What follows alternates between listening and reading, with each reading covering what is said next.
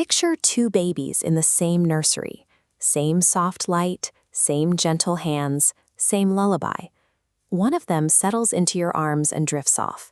The other arches their back, clenches their fists, and cries when a stranger leans in. If you are the one holding that second baby, the exhaustion usually comes with a heavy dose of fear.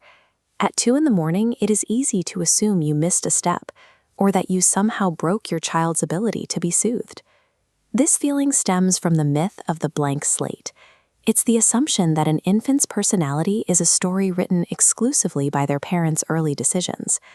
But if we look at those babies in the nursery, those extreme differences are already there on day one. They appear long before any parenting habits have had time to take root. Because this reactivity is present before your first real decision as a parent, a fussy baby isn't a reflection of your failure. They arrived with a preloaded biological setting. In 1956, researchers Alexander Thomas and Stella Chess began following 138 babies in New York. They tracked how each infant reacted to everything: new foods, loud noises, a skipped nap, or a face they had never seen. They discovered you could describe any baby along 9 simple lines, dials representing how active they are, how regular their rhythms are, and how intensely their feelings run. When they looked at how those dials clustered together, 3 specific types of babies kept showing up. About 40% were easy babies. These infants fall into routines on their own and greet new things with curiosity instead of alarm. Around 15% were slow to warm. These little ones are cautious. They hang back and watch until the world proves itself safe. And then about 10% fell into the difficult group. These babies have irregular rhythms, loud reactions, and are very slow to adapt to change. Imagine handing a spoon of mashed sweet potato to all 3. The easy baby opens wide. The slow to warm baby presses their lips shut and needs to see that spoon 10 times before trying it. And the difficult baby? They take one look and let out a wail that fills the house. None of these babies are misbehaving. They are simply running different internal hardware that dictates how they process the exact same world. It's tempting to think these patterns are just a passing phase. To find out if temperament is truly built in, scientists turned to twin studies. They found that about 34% of the difference between babies traces directly back to genetics. As this stable trend line shows, that genetic fingerprint remains the same from 5 months all the way to 18 months. Psychologist Jerome Kagan spent decades investigating where this lives in the body. He found that high-reactive babies, who are easily overwhelmed at 4 months, often became the cautious, careful toddlers who clung to a parent at parties.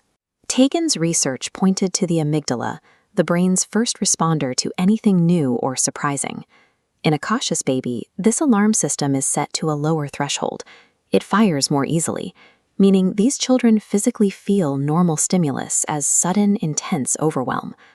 For a parent, it can be distressing to see your child react so strongly to the world. But this isn't a sign of damage. It is a nervous system tuned to notice more and to feel it more vividly. Thomas and Chess eventually regretted using the word difficult for these babies because the term blames the child for a biological trait. Cross-cultural studies showed that a baby considered a handful in one family could be celebrated as strong in another. The baby's biology didn't change, but their experience shifted based on the expectations of the home they landed in. An intense baby will struggle in a world that expects constant calm and silence. But in an environment that builds in movement and adventure, that same baby can thrive. This suggests that difficulty is not a trait located inside the baby.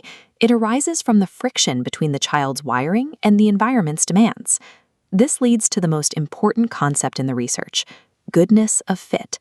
It's the idea that your task as a parent is to bend the day to match the baby you actually have. For a cautious baby, it means going low and slow. For a spirited baby, it means weaving movement into the day. You aren't training the temperament away, you are meeting it.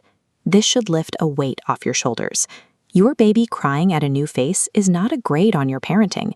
It is a signal from a particular nervous system. Genes load the dice, but they don't play the whole game.